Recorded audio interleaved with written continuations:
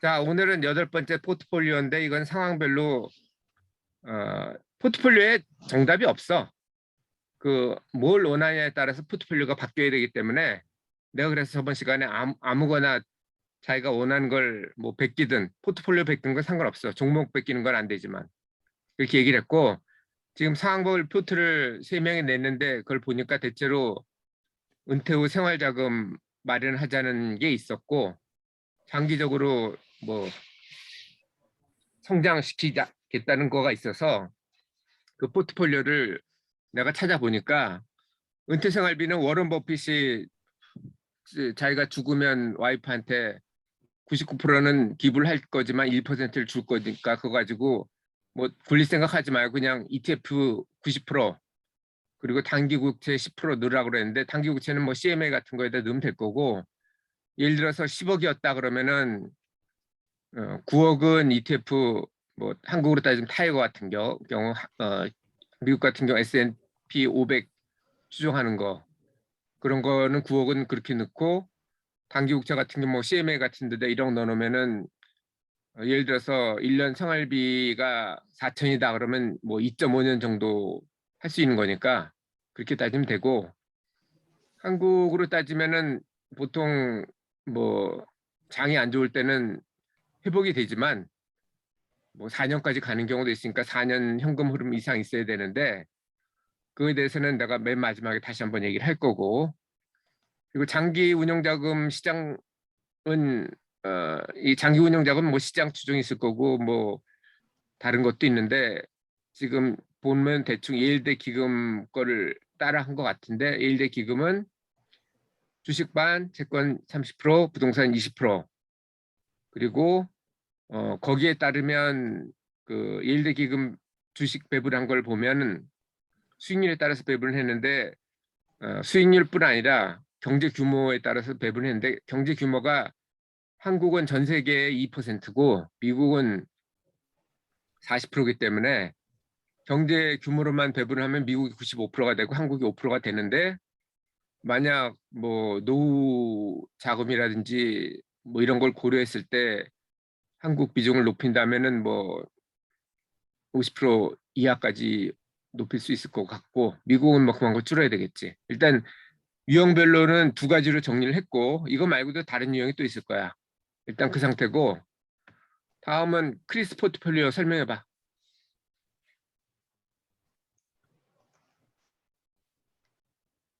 65세 이전에는 그 연금을 받기 전이잖아.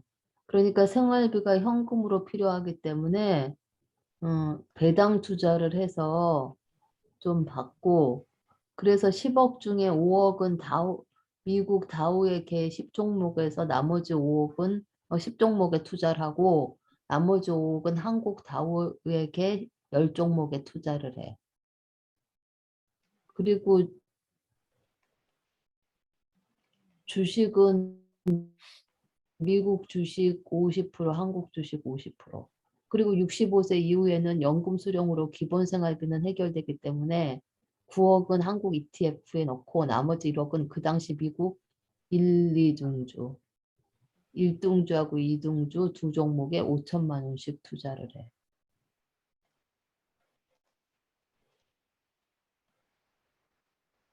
설명 다 했는데? 질문.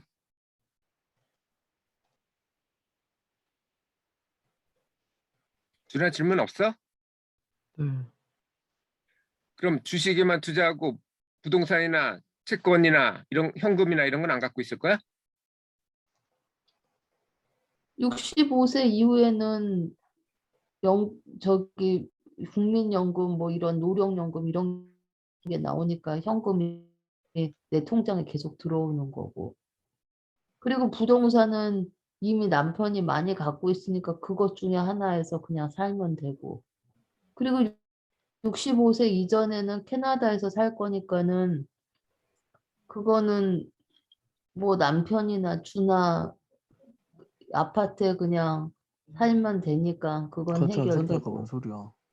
그리고 생활비는 남편이 주니까 그걸로 쓰면 되고.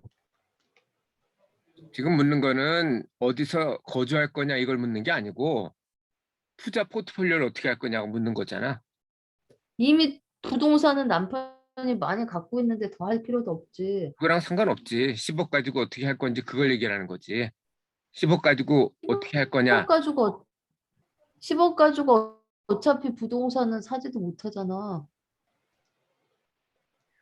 그리고 10억 배당을 받든 아니면 뭐 연금을 받든 그 돈은 어떻게 받으려고? 수표를 받을 거야?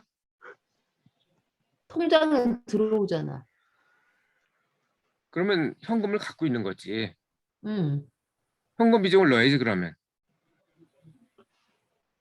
아니 10억은 지금 투자하는 것만 하는데 그거 현금 비중은 왜 넣어?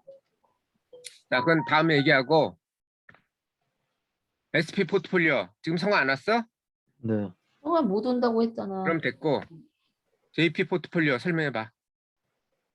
네, 일단 저거 주식을 75% 투자를 해요. 25%는 한국이고 50% 미국하고 25%를 ETF에다 두고 1등주에다가 25%를 넣고 부동산은 그 리츠에다가 25% 넣을 거예요. 질문. 없대요. 채권을 하나도 안 가는 특별한 이유가 있어? 지금 보통 황금 포트폴리오에 보면은 항상 채권이 조금 있잖아. 조금이라도. 그거는 만약에 경기가 굉장히 안 좋아가지고 부동산하고 주식이 다 안 좋을 때도 채권은 그래도 기본은 하니까 있는 건데 준하는 채권이 0이잖아. 그렇게 한 특별한 이유가 있어? 없는데요? 채권 잘 뭔지 모르니까 그냥 아는 걸로 한 거지.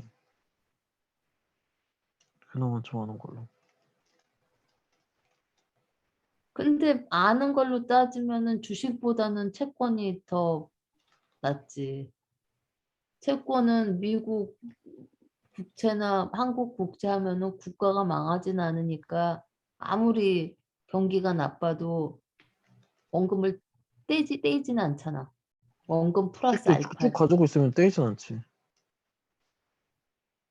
근데 주식은 쭉 가지고 있을 수 있다는 보장이 없잖아. 뭐 예를 들어서 상장폐지 만약에 될 확률이 가족이 없지. 아프거나 무슨 큰 돈이 들거나 하면은 돈을 현금화를 시켜야 되는데 채권은 급히 오늘 예를 들어서 오늘 무슨 일이 있어서 내일 채권화를 시켜도 원금을 떼이거나 아니면은 무슨 어쨌든 손해를 보진 않지만 주식은 현금화를 갑자기 시킬 때 어쨌든 시세가 그때 산 거보다 낮으면은 현금을 떼일 수도 있잖아. 원금을. 그런 일이 있으면 원금 떼어둬야죠. 그러니까 그럴 경우에 대비해서 채권을 조금이라도 가지고 있어야지. 현금화를 시킬 거를 생각을 해야지. 무슨 일이 있을지 모르니까. 채권 자체가 이율이 낮은데 뭔 소리야. 아니 이율은 낮아도 원금을 떼진 않잖아. 그러니까 그런 일이 있을 때를 대비해가지고 ETF 주식이나 기준이 그 수익이 10% 이상인데 뭘 자꾸 그걸 하라는 거야. 여보 내가 거론하는 게 이게 잘못된 거야? 아니 자꾸 강요를 하는 거잖아. 어쨌든 뭐 맞는 얘기고 둘 다 그 얘기는 나중에 하고 또 내 질문은 부동산이 한국에 살 거야? 저기 어디서 살 거야? 미국에 살 미국 거야? 리츠요. 미국 리츠요. 미국 리츠? 네. 그러면 미국이 50%가 아니고 75%네? 그쵸? 미국 비율로 따지면.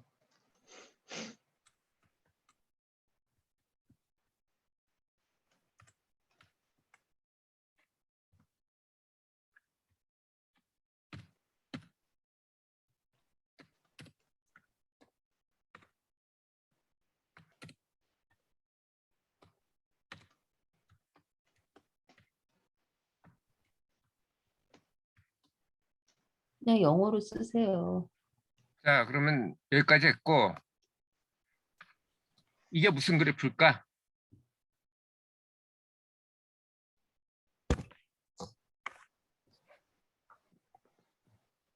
그 주가 올라가는데 고점은 점점 낮아지는 그래프 아닐까요? 주식이 우상향하지 이렇게 수렴하냐? 그럼 뭐예요? 한국하고 미국하고 왜 국가 간 자산 분배를 해야 돼? 그 망할 수도 있으니까요. 환율 변동 때문에 그래. 지금 여기 이렇게 환율이 2배로 딱 올랐던 게 1998년도 IMF. 1,000원 하다가 내가 태국 출장 하고 오니까 2,000원이 됐었어. 이런 적이 한 번 있었고 2008년도에 1,600원까지 올랐지.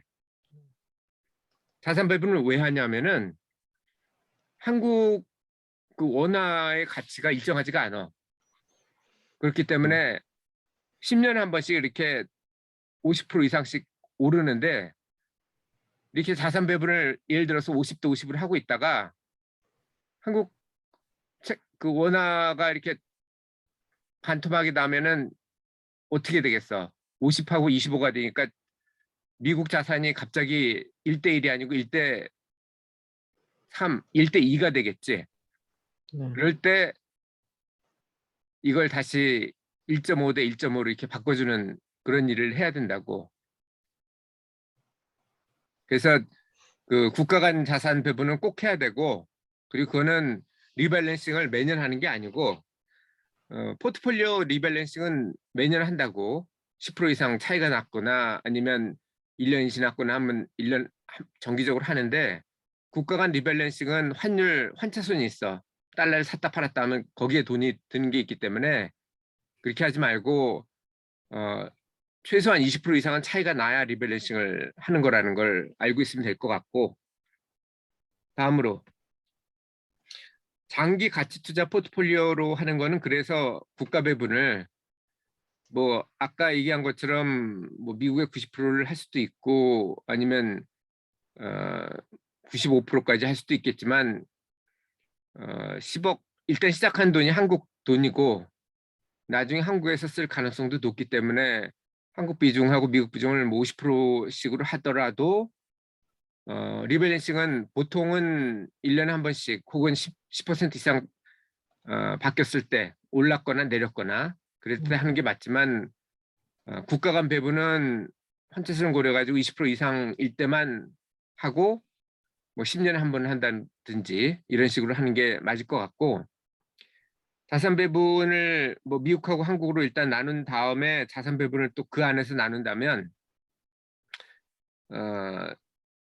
연초에 바뀐 게 뭐 보통 10%니까 10% 이상 올랐다면 그때 떨어졌거나 올랐다면 그때 하는 게 좋겠지만, 그렇지 않다면 1년에 한 번 연초에 하는 게 현금 흐름 면에서는 세금을 늦게 내기 때문에 12월에 이익이 났어도 그 다음에 3월에 내지만 네. 1월에 이익이 났어도 그 다음에 3월에 내기 때문에 거의 뭐 11개월 정도 차이가 있지. 그래서 연초에 하는 게 좋고 아니면 뭐 연초가 아니더라도 자산 가격이 10% 올랐거나 내렸거나 하면은 리밸런싱을 해주는 게 맞고, 귀찮으면 안 해도 돼 이거는. 하지만 연초에는 꼭 해야 돼. 그리고 환율이 급등하면은 IMF 때 어떤 일이 있어놨냐면은 네. 1,000원이었는데 2,000원이 갑자기 됐고, 그러니까 한국 달러로 따져보면 한국 자산값이 반값이 됐고, 그리고 반값이 아니고 주식값이 주가 지수가 반토막이 났다고. 강남 아파트 값도 반토막이 났고. 그러면 어떻게 되냐면은 결국 미화로 봤을 때 한국 자산은 4분의 1 값을 살 수가 있었어 그때는. 그러니까 10년에 한 번 정도는 그런 기회가 오니까, 그런 기회가 오면은 즉시 미국 자산을 팔아가지고 네. 한국 자산을 우량주를 사든, 망하면 안 되니까. 아니면 우량 아파트, 뭐 강남 아파트가 좋겠지. 한국 아파트도 마찬가지지. 저 지방 아파트는 떨어질 수도 있으니까 지금 또 인구가 더 줄고 있기 때문에 네. 그렇게 하는 게 좋다.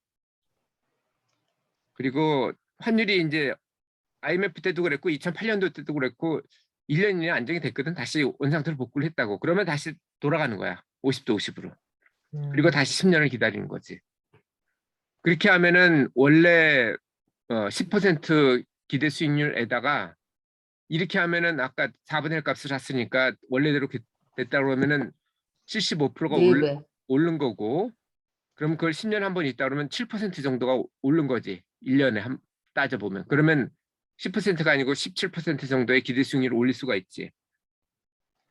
자, 그리고 이거는 내가 오늘 아침에 새로 해서 보낸 건데 노후생활비를 어떻게 하느냐. 이거는 제일 좋은 게 종신연금이야. 종신연금 중에서도 물가 인덱스가 되는 국민연금이나 캐나다 따지면 CPP 같은 게 좋을 거고, 이거는 물가만큼 올려주는 것도 좋고, 또 하나는 정부에서 정부에서 직접 하는 건 아니지만 공공기관에서 하기 때문에 여기서 만약 빵꾸가 나면은 그 정권은 그 다음 선거 때 떨어지기 때문에 이거는 부도날 가능성이 거의 없다고 보면 돼. 그래서 종신연금을 최대화하고, 그리고 부족한 부분은 배당주로 하는 게 제일 좋은데, 어떤 사람은 종신연금 말고 저기 국가에서 하는 거 말고 일반 생명회사에서 하는 종신연금 하라고 그러는데, 이거는 내가 보면은 상당히 불리해. 왜냐하면 그 연금회사가 망할 가능성은 별로 높지 않지만 그래도 국가보다는 높고, 그리고 그 지금 금리가 낮기 때문에 배당주보다 더 나빠. 그래서 어떻게 하는 게 제일 좋냐 그러면은 연금을 극다화해야 되고, 그리고 배당주나 리츠 투자를 해야 되고, 마지막으로 매년 4%씩 인출하면 평생 고갈될 일이 없고, 그리고 상속할 수가 있지. 종신연금을 하면 상속은 안 돼. 자기 죽으면 끝이야. 그러니까 종신 대통령은 자기가 죽으면 끝이지. 종신 대통령하고 왕하고 차이는, 왕은 상속이 가능하다는 거고 자기 자식한테. 종신연금이나 아니면 종신 대통령, 예전에 시저가 그랬지. 시저가 종신 통령이었고 나폴레옹도 그랬지만 황제가 되려고 했던 이유는 그걸 남기고 싶어서 그런 건데, 매년 4%를 인출하면은 종신연금처럼 없어지는 게 아니고 상속도 가능하니까 일단 이렇게 세 가지로 크게 볼 수 있고, 연금 극대화하는 방법은 65세에 받게 되는데 그걸 5년 지연해서 70세 받으면은 캐나다 같은 경우 50%가 늘고 한국은 36%가 늘어. 그러니까 일단 그걸 고려하고, 돈이 있다면, 돈이 없다면 미리 받으면 되고, 그리고 연금 극대화를 어떻게 하냐면은 연금 수령액이 어떻게 결정되냐면 납입기간 요인하고 월 납입액 요인을 곱해서 하는데, 월 납입액 요인은 한국 같은 경우는 생애 평균이니까 손을 댈 수가 없어. 근데 캐나다 같은 경우는 그 연금 신청하기 5년 전 평균이라고. 그러니까 18살 때 10,000불을 벌었다가 은퇴할 때 60살 때 10만 불 벌었다 그러면 10만 불, 최근 5년 동안 평균이 10만 불이면 10만 불에 대해서 해준다고. 그러니까 캐나다 같은 경우는 이걸 조정이 가능해. 은퇴하기 직전에 그 소득을 많이 늘려야 돼. 물론 10만 불까지 필요 없고, 지금 4만 불이 최고일 테니까 4만 불 이상을 계속 신고를 하는 게 좋고, 그리고 납입 기간을 갖다 늘리는 방법은, 납입 기간 요인은 어떻게 계산하냐면은 납입 가능 기간에 비해서 납입 기간이 많은 사람일수록 준다고. 예를 들어서 납입 가능 기간이 40년인데 10년 동안만 했다 그러면 4분의 1을 주는 거고, 납입 가능 기간이 40년인데 40년 동안 했다 그러면 그대로 100%를 줘. 예를 들어서 월 납입액이 4만 불이었다. 4만 불에 대한 해당일이었다 그러면 4만 불에 대해서 전체를 주게 되고, 40년 중에 10년만 했다 그러면은 만 불에 대한 그 연금액만 주게 되지. 그러니까 납입 기간을 늘려야 되는데, 그 늘리는 방법은 캐나다 같은 경우는 3,500불 이하가 되면은 납입으로 인정을 안 해주고 돌려줘 버린다고. 그러니까 가급적이면 3,500불 이상이 되게 해서 조금이라도 내는 게 유리하고, 왜냐하면 반은 자기가 내고 4.5%는 자기가 내고 나머지 4.5%는 회사가 내니까 그걸 반환 받으면 4.5%를 잃어버리는 게 된다고. 결국은 그렇게 하는 게 좋고, 한국 같은 경우는 일시금 반납을 하거나 추납을 하면, 최근에 내가 해보니까 2.4배까지 올릴 수가 있었어. 그렇게 해서 올리는 게 좋다는 것. 그리고 배당주와 리츠가 좋은데, 배당 수익률은 저번에 다우게 했을 때 3% 정도로 했었지. 2.6%였나? 그 정도 이상만 사는 거니까 거기에서 해당을 할 수가 있고, 리츠 투자를 하면은 원래 90% 이상을 배당을 하게 돼 있기 때문에 배당금이 많고, 그 중에 일부는 원금 상환이거나 아니면 양도 차익에 대해서 비과세 처리가 되기 때문에 버는 거에 비해서 세금이 적어. 그래서 리츠는 그런 면에서 투자를 하는 게 좋고, 그리고 매년 4% 인출할 때 왜 계속 남느냐 하면은 배당 수익 3%에 양도 차익 7%, 거기에 이제 물가 상승 2%, 세금 예를 들어서 1억 이하인 경우는 11%를 내니까 10%에 대해서는 1%가 되겠지. 그 3%를 빼주면 결국은 7%가 늘지 매년. 거기에 4%를 빼면 실제로는 3%씩 늘어나는 거야 매년. 그래서 이 돈이 생기면 예를 들어서 종신형 종신보험이 80세가 되면 나오니까 거기서 8천만 원을 받으면 그걸 전부 배당주 투자에 넣고, 그리고 평소에도 남는 돈이 있으면 배당주 투자를 하면 나중에 한 사람이 부부 중 한 사람이 죽어서 유족연금을 받아서 30%가 원래 받던 거보다 3분의 1로 줄어도 이렇게 커버를 하면 별 문제가 없다. 이런 거고, 마지막으로 숙제는 다음 주까지 포트폴리오의 투자 종목을 어떻게 할 건지 전체 대상 이메일을 해주고, 그리고 내가 제일 먼저 할 거는 그거랑 이 포트폴리오에 대해서 어떻게 하는 게 나라면 은퇴생활비는 어떻게 하겠다. 그리고 성장주 투자는 어떻게 하겠다라는 걸 내 입장에서 한번 얘기를 해보고, 물론 뭐 내 입장이 정답은 아니야. 하지만 내가 경험이라든지 독서한 양이 좀 많기 때문에 생각을 해보고 결정을 하면 돼. 바꾸면 돼 그때는. 이상 여기까지고, 질문 있으면 하고. 없어요. 크리스도 질문 없지? 이거 녹음 끄고 질문 있어. 그러면 지금 종료하고 다시 보낼 테니까 필요한 사람 들어오고. 오케이? 알았어. 그리고 저기 준하는 성화한테 이거 녹화해서 올릴 테니까 읽어보라 그래. 오케이?